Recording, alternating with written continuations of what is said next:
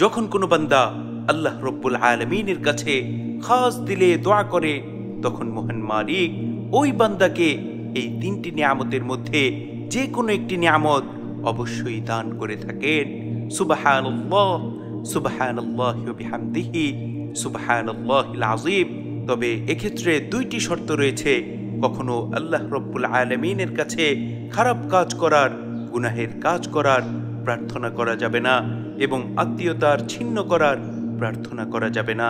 এ সম্পর্কে মিশকাতুল মাসাবিহের 2259 নম্বর হাদিস, আল্লাহ রসুলের অত্যন্ত প্রিয় সাহাবী হযরত আবু সাঈদ খুদরি রাদিয়াল্লাহু আনহু বলেন, রাসূল আকরাম সাল্লাল্লাহু আলাইহি ওয়াসাল্লাম ইরশাদ করেছেন, মা মিন মুসলিমিন ইয়াদউ বিদাওয়াতিন লাইসা ফিহা ইসমুন ওয়ালা কতিআতু রিহমিন ইল্লা আ'তাহু আল্লাহু ফিহা ইহদা সালাসিন। কোন মুসলমান যখন আল্লাহ রব্বুল আলামিনের কাছে দোয়া করে, আর দোয়া করার সময় কোনো গুনাহের অথবা আত্মীয়তার সম্পর্ক ছিন্নের দোয়া না করে, তাহলে আল্লাহ রব্বুল আলামিন অবশ্যই তাকে এই তিনটির মধ্যে যে কোনো একটি নিয়ামত দান করবেন। সেই তিনটি নিয়ামতের মধ্যে নম্বর 1 হচ্ছে ইম্মা আইয়ুআজ্জিলা লাহু দাওয়াতাহু।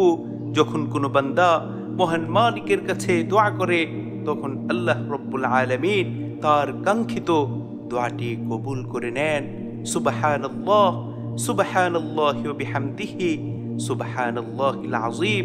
নম্বর 2 হচ্ছে ওয়া ইম্মা আইয়াদাখিরাহা লাহু ফিল আখিরাহ। যখন কোনো বান্দা দুনিয়াতে কোনো কিছু পাওয়ার আশায় আল্লাহ রব্বুল আলামিনের কাছে দোয়া করে, মহান মালিক তার দোয়াকে কবুল করে পরকালের জন্য তা জমা রাখেন। দুনিয়ার পরিবর্তে আখিরাতে এর চাইতে উত্তম কল্যাণ আল্লাহ রব্বুল আলামিন তাকে দান করবেন। সুবহানাল্লাহ, সুবহানাল্লাহি ওয়া বিহামদিহি, সুবহানাল্লাহিল আযীম। নম্বর 3 হচ্ছে ওয়া ইম্মা আন ইয়াসরিফা আনহু মিনাস সুই মিথলাহা।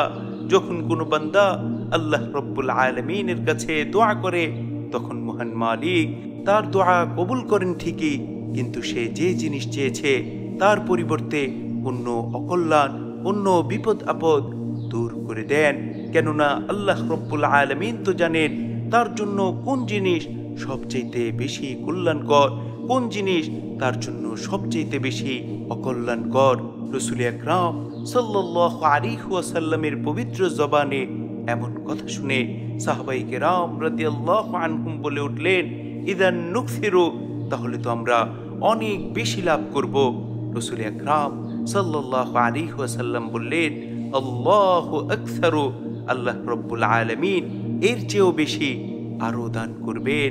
সুবহানাল্লাহ, সুবহানাল্লাহি ওয়া বিহামদিহি, সুবহানাল্লাহিল আযীম।